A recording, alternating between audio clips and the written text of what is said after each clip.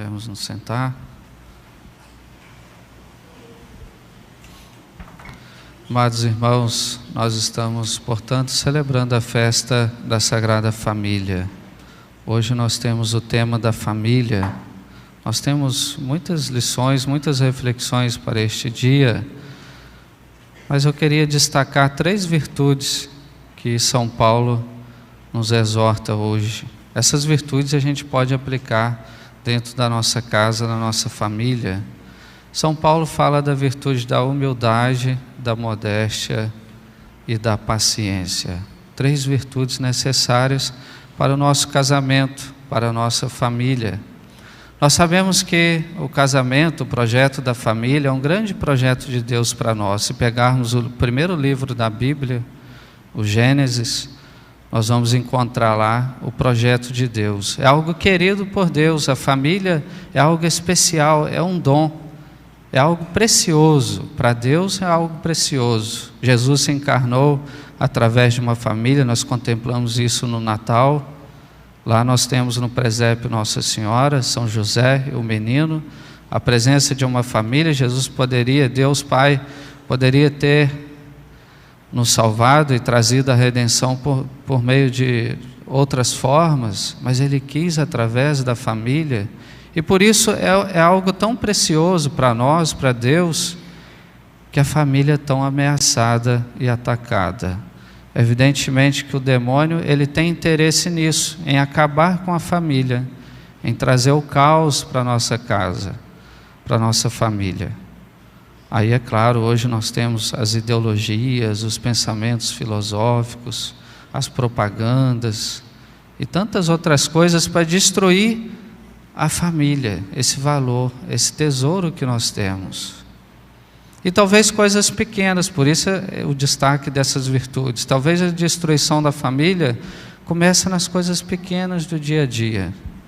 O demônio às vezes vai agindo de forma sutil, através de pequenas falhas do dia a dia. Por isso é importante essas virtudes. Em primeiro lugar, São Paulo nos fala da humildade. É claro que a humildade deve estar na base da nossa vida espiritual e também dentro de casa. Por quê? A família, nós sabemos que entre o esposo e uma esposa tem um abismo gigantesco.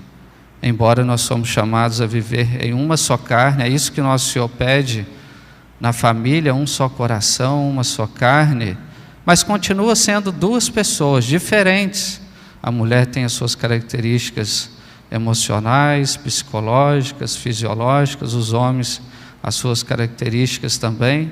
Os 2 talvez, cada um foi criado numa família diferente, tem um temperamento diferente, foi criado, teve uma formação diferente, toda uma carga, uma história por trás, e por isso às vezes a gente pode se perder em coisas pequenas e qualquer coisinha pode ser motivo de um grande problema na família. E daí a humildade vai fazer a gente pensar isso. Eu tenho os meus limites, eu estou lidando com a vida do outro, com uma história do outro. A minha esposa tem uma história por trás, o meu esposo também tem uma história por trás. Então até aqui eu posso ir, daqui para frente começam as ofensas. A humildade faz a gente ouvir antes de querer impor ao outro. É aquela pessoa que escuta antes de propor, antes de impor. É aquela pessoa que ela sabe que ela não sabe de tudo, que ela não é melhor do que o outro, do que a esposa, do que o esposo. A sua visão não é a melhor, a sua visão das coisas. O mundo não gira em torno de si. O que vai fazer isso? Qual virtude? A humildade vai fazer-nos dialogar mais, ouvir mais, compreender mais, saber que você não sabe mais do que a sua esposa, mas os filhos, eu não sei mais do que os meus pais são mais experientes. Talvez a minha mãe sabe mais do que o meu pai sabe mais do que a minha mãe. Entra aí a humildade, senão você vai começar a pisar no outro, vai extrapolar os seus limites, e aí começam as ofensas, e aí pode ser uma faísquinha para destruir e acabar com a sua família. A humildade nos leva a suportar, a compreender os defeitos alheios, porque vão aparecendo os defeitos, aquelas coisas externas, o dia a dia, mas aí nós devemos buscar essa virtude da humildade, para a gente aprender a ceder, para a gente aprender a ouvir, para a gente aprender a compreender melhor a virtude da humildade. E São Paulo nos fala também de outra virtude, a modéstia. A modéstia é muito importante, porque é ela que vai trazer o equilíbrio para o casal. O equilíbrio. A modéstia traz o equilíbrio. Muitas vezes nas palavras, nas ações e também no modo de pensar, nos nossos pensamentos. É isso que vai trazer a modéstia. A modéstia vai ajudar a gente a ponderar mais, a agir mais com prudência, nas palavras, cuidado com o tom de voz, cuidado com as palavras ofensivas. O que vai fazer isso? A modéstia é uma pessoa equilibrada. Você está lidando com outra pessoa, com sua esposa, com seu esposo, com seus filhos, então cuidado com as suas palavras. É o equilíbrio que vai trazer isso.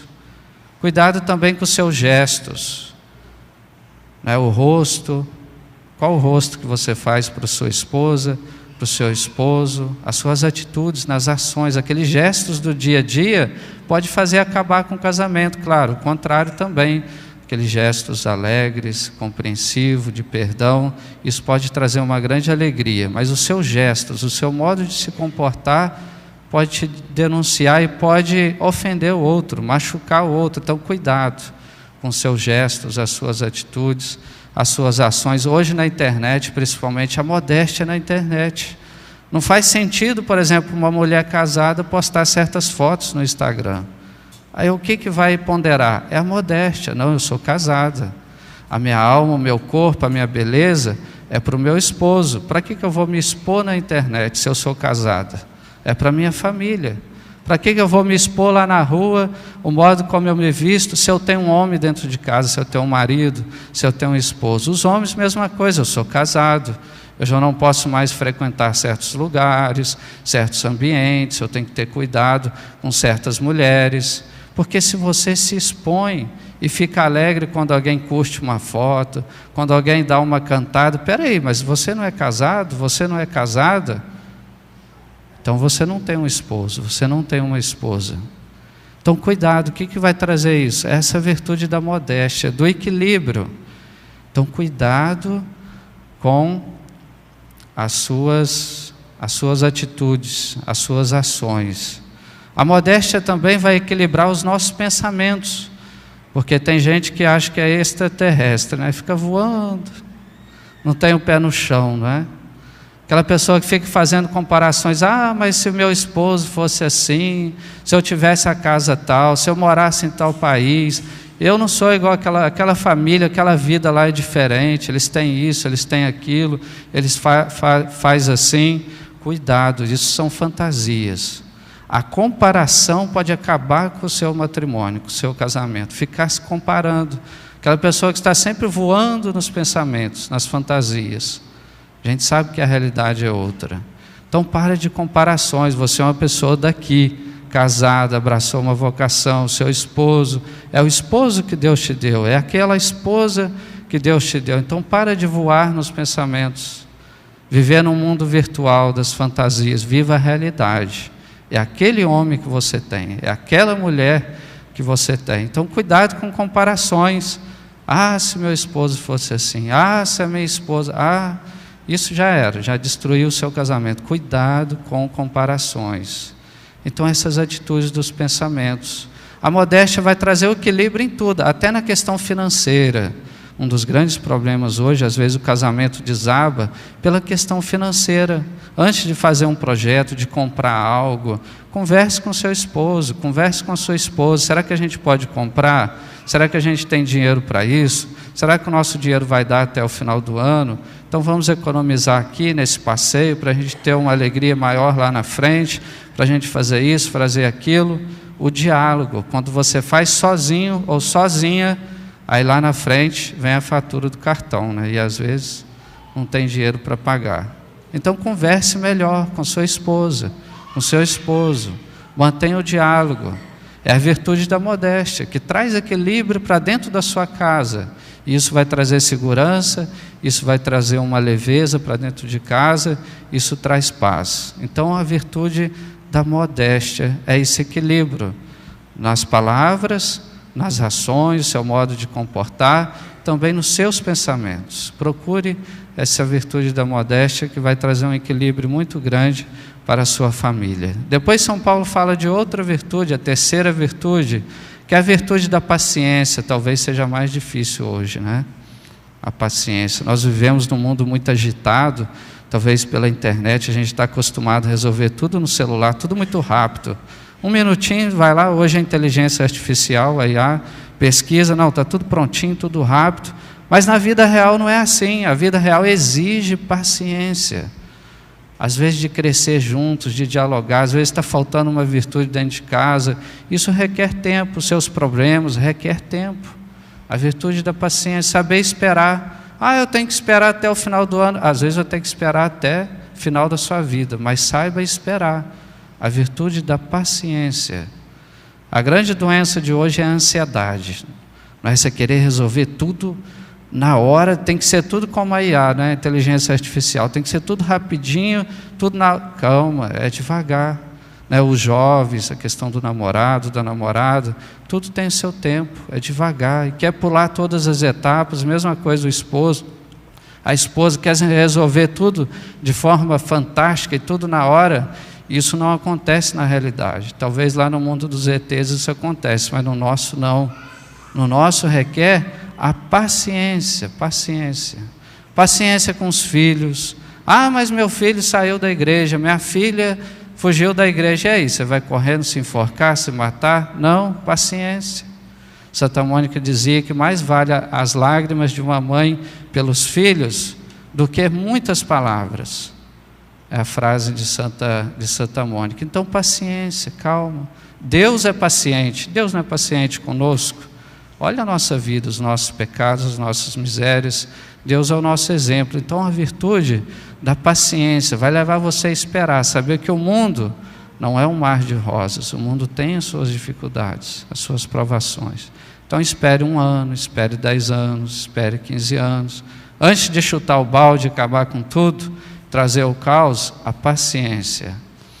Nós temos aquele ditado, paciência tudo alcança. É isso, a virtude da paciência, nós precisamos. A nossa vida não é o celular, não é a IA, não é a inteligência artificial. Nossa vida é uma vida complexa, real, que requer paciência diante dos desafios, diante das doenças, das provações, daquilo que a gente está passando. Então, a virtude da paciência vai nos ajudar a enfrentar tudo isso, vai ajudar a gente a enxergar também os nossos defeitos, a suportar os defeitos da sua esposa, do seu esposo, saber que nem tudo são flores. É a virtude da paciência, que vai ajudar também a nos perdoar.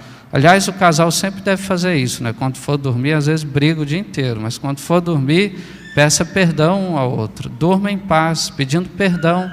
Peça perdão, aí entra, claro, a humildade e todas essas virtudes que eu falei, a modéstia, mas entra essa paciência de saber pedir perdão, saber dialogar, saber estar bem com a esposa, com o esposo. Então vale a pena procurar essas grandes virtudes. E é claro, acima de tudo nos ensina São Paulo a caridade. Aqui a caridade é o amor maior. Aqui a gente pode aplicar no matrimônio a caridade como um amor ágape. O amor ágape é aquele amor verdadeiro. Não é aquele amor mexerica, né? Aquele amor pequeno, fraquinho. Foi bom enquanto durou. Não, é o amor verdadeiro que faz a gente suportar grandes provações, como Jesus. Jesus se encarnou para casar com a igreja. Jesus se casou com a igreja. E como que ele fez, o esposo da igreja que é Jesus? Ele se doou, ele morreu na cruz, ele se entregou por nós, pela salvação de toda a igreja. É isso que ele fez. Santa Giana, que foi casada e passava por essas dificuldades, também dizia: a vida entre o esposo e uma mulher tem que ser vivida pelo sacrifício do dia a dia, pela entrega do dia a dia. Assim fez Jesus. Então, na missa, na igreja, nós buscamos isso, esse amor ágape, que vai fazer você superar tudo, as tentações, as dificuldades, vencer as batalhas na sua vida, olhando para Jesus na cruz. Ele é o nosso modelo, e é claro, para toda a Sagrada Família. Hoje na leitura, na oração da missa que o padre reza em latim, a gente pede isso: Jesus, que consagrastes a tua família, nos instrui traz para nós uma instrução segundo a tua família, segundo a Sagrada Família. A mulher, a mãe de família, vai olhar para quem? Para Nossa Senhora, a mulher serena, a mulher ponderada, a mulher que reflete. E o homem vai olhar para quem? Para São José, o pai que cuidava de Nossa Senhora pelos seus trabalhos, cuidava do menino Jesus, o pai responsável, o pai fiel e, é claro, buscando esse amor ágape em Cristo, que é o centro, o menino Jesus. Agora, depois desse tempo do Natal, nós vamos superar sim os nossos problemas. Então busquemos na oração, na Santa Missa, na comunhão, busquemos essa força maior, esse amor maior, que vai além das aparências, vai além das enganações mundanas, vai além do nosso egoísmo. É esse amor que nós devemos trazer para o nosso coração e para a nossa família, para que possamos enfrentar todas as batalhas. Em vez do demônio trazer o caos, somos nós que vamos destruir o demônio e suas armadilhas, cultivando essas virtudes no dia a dia dentro da nossa família. Peçamos a intercessão da Sagrada Família, que possamos ter muitas bênçãos e muitas alegrias nesse ano 2026, sob a proteção de Deus, Ele que é o autor desse projeto, que Ele possa levar a cabo o nosso projeto da família, a nossa salvação, para que um dia estejamos reunidos no céu com toda a nossa família por todo sempre. Amém. Cantemos com firmeza e convicção a nossa profissão de fé.